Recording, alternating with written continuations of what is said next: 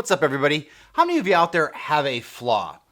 If you aren't raising your hand right now, I hate to break it to you, but everybody has them.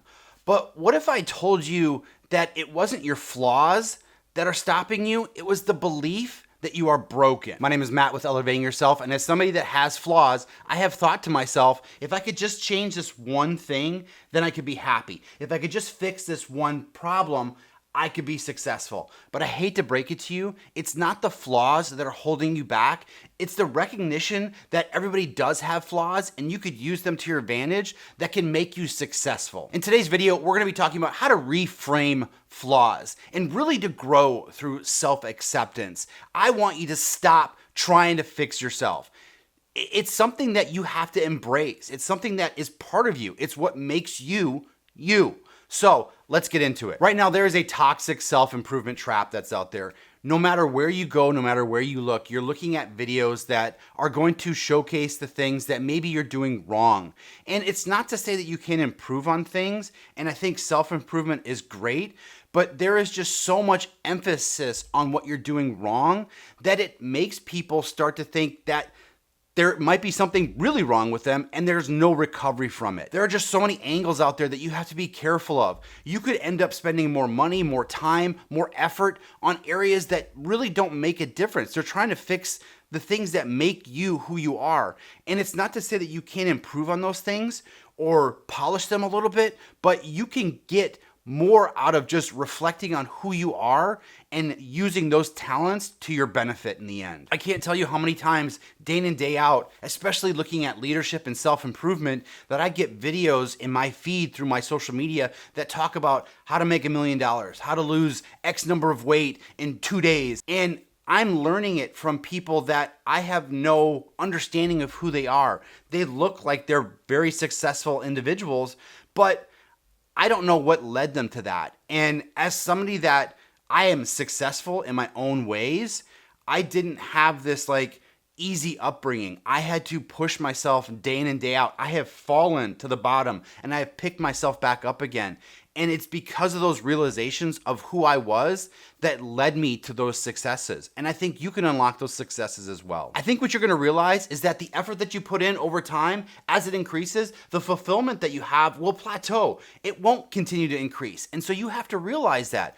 What are you putting into it? What are you hoping to get out of it? These are the questions that you have to ask yourself. Next, I want you to realize that your flaws are actually your strengths. They're the things that make you who you are. And if you can tap into what you can do with them, then the sky is the limit for you. There are so many individuals out there that have been able to use their flaws to their strengths. And instead of stopping where you think it's going to hinder you, you grab it and you use it to your advantage. People like Lynch, he was an individual that was injured when he was younger and he developed a stutter because of this head injury. And instead of stopping what he wanted to do, he took to being a stand-up comedian, something that you wouldn't expect somebody to do with a stutter, but it actually benefited him in the end.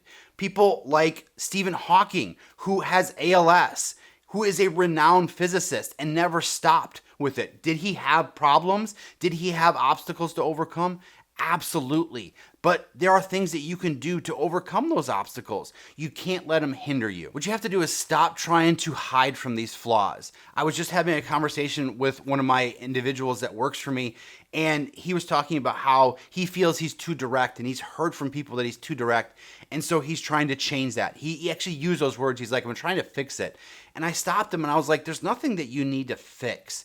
Maybe you need to polish it a little bit, but the fact that you're able to give somebody direct feedback is a benefit to not only them, but to you. And so you shouldn't try to hide from it. You should just try to polish things up so that you can use it to your advantage. And then that leads us into the power of self-acceptance.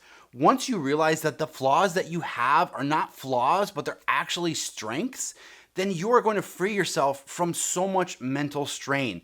Too much time is being spent on what we can do to hide from this stuff that the growth is then hindered.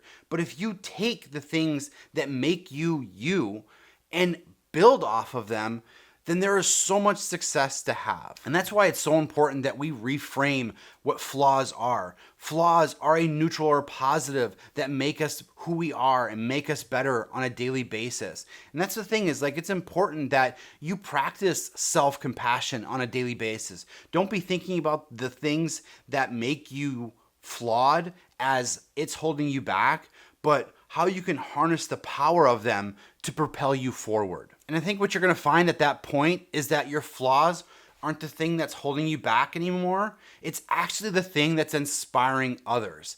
When you are somebody that can really embrace the deficiencies that you have, you open up these doors to other people. You become an inspiration to those around you so that they can look and say, you know what? They're using their flaws to their advantage. Maybe I should start. Or maybe I can talk about it more. Again, we talk about how to polish these flaws, right? And when you get into a state where you can showcase these for other individuals, like we talked about with like Drew Lynch, or like we talked about with Stephen Hawking, these individuals can showcase why it's important to showcase our flaws, because it doesn't hold us back. And when you start to inspire others around you to show their own flaws, they grow as well. And I think it's important for all of us to be able to try to lift those around us up. And if I can showcase my flaws, I'm fine with that. I want to be able to show other people around that it's okay to be flawed. It's okay to not be perfect, and you can grow from it. Thanks so much for watching this week. I hope you were able to take a look a little bit deeper into yourself to realize that the flaws that you have are not things that are bad. They're the things that give you strength and that make you unique. And that uniqueness is the thing that makes you special. And you can utilize that to your own success. Don't hide from it, showcase it. And remember, it helps those around you be able to showcase their own flaws as well. If you haven't had a chance, please make sure you check out a couple of my other videos. I think they can definitely help out. I want to make sure that everybody is feeling supported as much as possible. And remember, elevating yourself to the next level starts with a single step. Take that step today. See you next time.